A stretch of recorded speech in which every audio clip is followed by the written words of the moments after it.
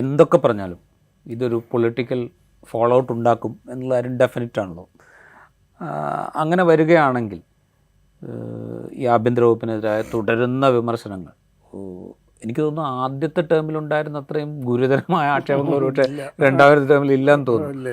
ഇപ്പോൾ കസ്റ്റഡി മരണങ്ങൾ, അതുപോലെ ജിഷ്ണു പ്രണോയിയുടെ അമ്മ അവിടെ DGP ഓഫീസിന് മുമ്പിൽ ചെന്നപ്പോൾ ഉണ്ടായിരുന്ന കയ്യേറ്റ ശ്രമം, മാവോയിസ്റ്റ് വേട്ടകൾ, ഇതൊന്നും സെക്കൻഡ് ടേമിൽ നമ്മൾ അത്രയൊന്നും കാണുന്നില്ല. സെക്കൻഡ് ടേമിൽ ഇപ്പോൾ വന്ന കുറേ കാര്യങ്ങളുണ്ട് എന്ന് പറഞ്ഞു. എന്താണെങ്കിൽ പോലും ആഭ്യന്തര വകുപ്പിനെതിരെ വരുന്നങ്ങൾ അത് മുഖ്യമന്ത്രിക്കെതിരെയാണ്. മുഖ്യമന്ത്രിയാണ് ഇടതുമുന്നണിയെ നയിക്കുന്നത്, CPM-നെ നയിക്കുന്നത്. അപ്പോൾ സ്വാഭാവികമായിട്ടും അതൊരു വലിയ പൊളിറ്റിക്കൽ ഇഷ്യൂ ആണ്. അത് എൻകാഷ് ചെയ്യാൻ UDF-ന് പറ്റുന്നുണ്ടോ? അതിന് ത്രാണിയുണ്ടോ? അതോ ഇപ്പോൾ ഉയർന്നു വന്നിരിക്കുന്ന ഇടതുപക്ഷം ശരിയായി ഉപയോഗിക്കാൻ ശ്രമിക്കുന്ന വിഷയങ്ങളിൽ അവർ പെട്ടുപോകുമോ?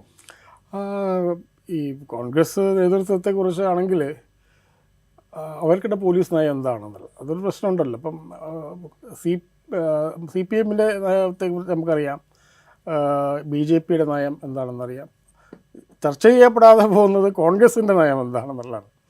കോൺഗ്രസ്സാണ് ഈ മാവോയിസ്റ്റ് വേട്ട എന്നത് തുടങ്ങി വെച്ചത്. ഓപ്പറേഷൻ സിസ്റ്റമാറ്റിക് ആക്കിയത് കോൺഗ്രസ് ആണെന്ന് പറയാം. Operation green hunt.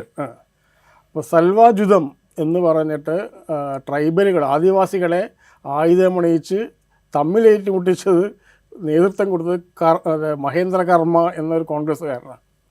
ചിദംബരമാണ് ആഭ്യന്തരമന്ത്രിയായ സമയത്താണ് ഈ ഓപ്പറേഷൻ ഗ്രീൻ ഹണ്ട് അറിയത്. കേരളത്തിൽ നമുക്ക് നോക്കാം. കേരളത്തിൽ കരുണാകരൻ്റെ കാലത്താണ് ഈ നമ്മൾ പറയുന്ന രീതിയിലുള്ള പോലീസ് അതിക്രമം വളരെ ഉണ്ടായത്. അപ്പോൾ ഇതിന് പോലീസ് അതിക്രമത്തെക്കുറിച്ചിട്ട് പറയുമ്പോൾ അവർ പറയേണ്ടത് ഞങ്ങളുടെ പോലീസ് നയം എന്താണ് എന്തിരിക്കണം, അതിനൊരു മോഡൽ ഉണ്ടാവണം. വെറുതെ CPM-നെ ചീത്ത പറഞ്ഞുകൊണ്ട് ഒരു കാര്യമില്ലല്ലോ. ഇപ്പോൾ ഒരു മോഡൽ എന്ന് പറഞ്ഞാൽ ഇപ്പോൾ 2001-2006 AK ആന്റണി സർക്കാരിൻ്റെ കാലത്ത് ആദ്യം AK ആന്റണി മുഖ്യമന്ത്രിയും ആഭ്യന്തര വകുപ്പിൻ്റെ ചുമതലയുള്ള മന്ത്രിയുമായിരുന്ന സമയത്ത് പോലീസിന് പൂർണ്ണ സ്വാതന്ത്ര്യം കൊടുക്കുന്നു എന്നാണ് അദ്ദേഹം പറഞ്ഞത്. വലിയ വിമർശനങ്ങളെന്ന് പോലീസിനെതിരെ വരുന്നിട്ട് പോലും AK ആന്റണി പോലീസിന് പ്രവർത്തന സ്വാതന്ത്ര്യം ഉണ്ട് എന്നാണ് പറഞ്ഞത്. പക്ഷേ അതിഭീകരമായിട്ടുള്ള വിമർശനമാണ് ആന്റണിക്കുണ്ടായത്. 2011 മുതൽ 2016 വരെയുള്ള കാലം എടുത്തു കഴിഞ്ഞാൽ അന്നും 4-5 കസ്റ്റഡി മരണങ്ങളുണ്ട്. സമ്പത്ത് കേസ് എന്നുള്ള കുപ്രസിദ്ധമായ കേസുണ്ടായത് അന്നാണ്.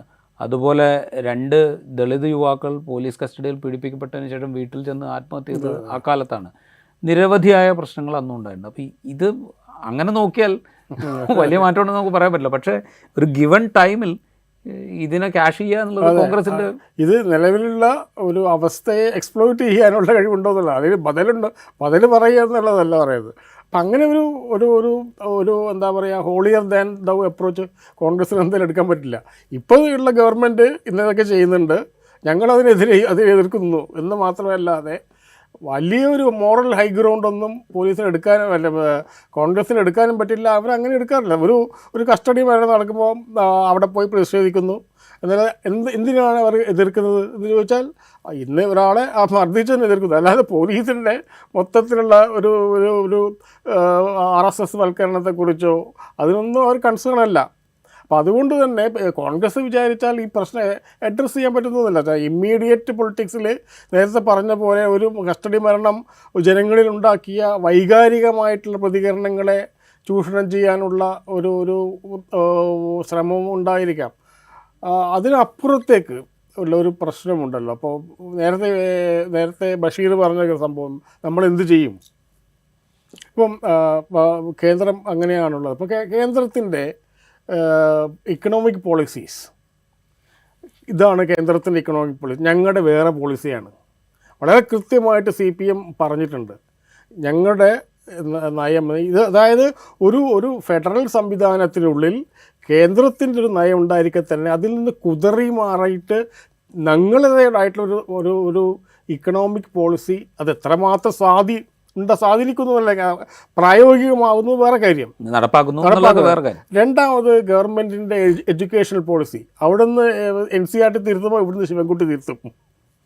അത് ഞങ്ങളുടെ പോളിസി അല്ല, ഫണ്ട് നിഷേധിക്കാൻ പോലും ഞങ്ങൾ നടപ്പാക്കില്ല എന്ന് പറയുന്നുണ്ട്. അത് എക്കണോമിക് പോളിസിയുടെ കാര്യത്തിലായാലും എഡ്യൂക്കേഷൻ്റെ പോളിസിയുടെ കാര്യത്തിൽ കറക്ഷണൽ മെത്തേഡ് എടുക്കുന്നുണ്ട്. ഈ പോലീസ് പോളിസിയുടെ കാര്യത്തിൽ എന്താണ് ആരോഗ്യ മേഖലയിലുണ്ട്. മിനിമം അത് പറ്റില്ല എന്ന് പറയാനെങ്കിലും അതെ അതെ അത് ഞങ്ങൾക്ക് വ്യത്യസ്തമായ ഒരു നയം ഉണ്ട് എന്ന് ജനങ്ങളെ ബോധ്യപ്പെടുത്താനുള്ള ശ്രമം ഈ കാര്യങ്ങളൊക്കെ നടക്കുന്നുണ്ട്. പക്ഷേ പോലീസിൻ്റെ കാര്യത്തിൽ അത് മറ്റത് പോളിസി സെൻട്രിക് ആയ കാര്യങ്ങളാണ്. ഇത് ആക്ഷൻ സെൻട്രിക് ആണ്. പോലീസിങ് അല്ല ഇത് ഞാൻ ഡേ ടു ഡേ ആണ്. അല്ല ഇപ്പോൾ ഈ വെടിവെച്ച് കൊല്ലുക എന്നത് ഞങ്ങളുടെ പോളിസിയല്ല, CPM പോളിസി അല്ല. കാരണം അത് വളരെ കൃത്യമായിട്ട് പറഞ്ഞിട്ടുണ്ട്. UAPA കഴിഞ്ഞ ഏറ്റുമുട്ടൽ കൊലകൾക്കെതിരെ CPM ജനറൽ സെക്രട്ടറിയുടെ നേതൃത്വത്തിൽ പ്രസിഡന്റിന് നിവേദനം കൊടുത്ത പാർട്ടിയാണ്. പിന്നെ ഈ UAPA കുറിച്ച് കഴിഞ്ഞ ഇലക്ഷനിൽ പാർലമെൻറ്റ് ഇലക്ഷന് മുമ്പുള്ള അവരുടെ മാനിഫെസ്റ്റോയിൽ കൃത്യമായിട്ട് പറയുന്നുണ്ട് UAPA എന്നുള്ള ഡ്രാക്കോണിയൻ നിയമം എന്ന് പറയുന്നുണ്ട്. പക്ഷേ ഇവിടുത്തെ പോലീസ് UAPA എടുക്കുന്നു. ഈ എടുക്കുന്ന പോളിസി ഞങ്ങളുടെ പോളിസി അല്ല ഇതെന്ന് പറയണ്ടേ. ഇക്കണോമിക് പോളിസിയുടെ കാര്യത്തിൽ അത് ഞങ്ങളുടെ പോളിസി അല്ല എന്ന് പറയുന്നുള്ളൂ. ഈ എഡ്യൂക്കേഷണൽ പോളിസി, ഹെൽത്ത് പോളിസി, ഇതിലൊക്കെയും സംഘപരിവാറിൽ നിന്ന് വ്യതിരിക്തമായ നയമുണ്ട് എന്ന് പറയാൻ ശ്രമിക്കുന്ന CPM ഭരണകൂടത്തിന് എന്തുകൊണ്ട് പോലീസ് നയത്തിൽ ഞങ്ങൾ കേന്ദ്രത്തിൽ നിന്ന് വ്യത്യസ്തമായ നയം ഉണ്ട് എന്ന് പറയാൻ കഴിയും? ഇവിടെയാണ് ഏറ്റവും ക്രക്സ് എന്നുള്ളത്. അതാണ് പറയുന്നത്. ഈ പോലീസിൻ്റെ കാര്യത്തിൽ മാത്രമേ ആരോപണം വരുന്നുള്ളൂ. ഇപ്പം ഈ എഡ്യൂക്കേഷണൽ പോളിസിയുടെ കാര്യത്തിൽ ആരും പറയുന്നില്ല, പിണറായി വിജയൻ മോഡിയുടെ പഠിക്കുകയാണെന്നും പറയുന്നില്ല. പോലീസിൻ്റെ കാര്യത്തിൽ വരുമ്പോൾ മാത്രമാണ് ഈ വ്യത്യസ്തമായ ഒരു സമീപനം CPM നേതൃത്വം നൽകുന്ന ഗവൺമെൻറ്റിന് ഉണ്ട് എന്ന് പറയാനുള്ള ശ്രമമെങ്കിലും ഉണ്ടാവണം. അതായത് ഒരു കേസിൽ ഒരു തീവ്രവാദ ഇപ്പോൾ നേരത്തെ പറഞ്ഞ രീതിയിലുള്ള ഒരുപാട് കേസ് ഇന്നിപ്പോൾ കഴിഞ്ഞ ആഴ്ച എന്തോ ഒരു നാദാപുരത്ത് ഒരു FIRൻ്റെ എന്തോ ഒരു പ്രശ്നം വന്നു. ഞാൻ കൃത്യമായിട്ട് ഫോളോ ചെയ്യാത്തതുകൊണ്ട് ഞാനത് പറയുന്നില്ല. പക്ഷേ മാടായിപ്പാറ കേസിൽ തന്നെ പലസ്തീന് വേണ്ടി മുദ്രാവാക്യം വിളിച്ചുകൊണ്ട് അത് മതസ്പർദ്ധ ഉണ്ടാക്കാൻ ശ്രമിച്ചു എന്ന് പറയുന്നത് നമുക്കറിയാലോ, വളരെ പെട്ടെന്ന് തിരുത്താവുന്നതാണ്. ഗവൺമെൻറ്റിന് ഇടപെട്ട് തിരുത്താവുന്നതാണ്.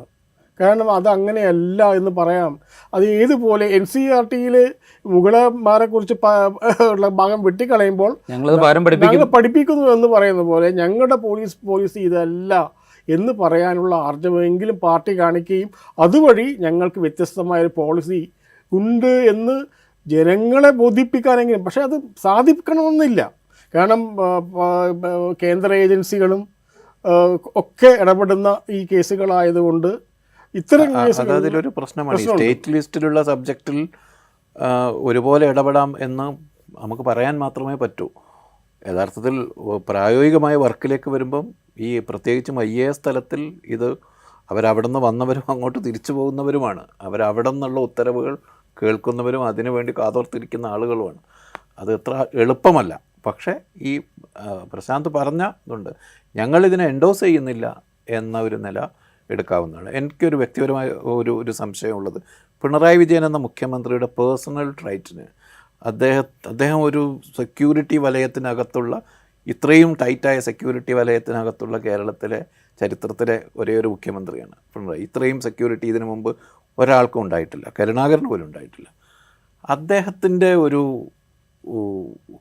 പേഴ്സണലായ ഒരു ട്രൈറ്റ് ഇതിൽ എന്തെങ്കിലും പങ്കുവഹിക്കുന്നുണ്ടോ?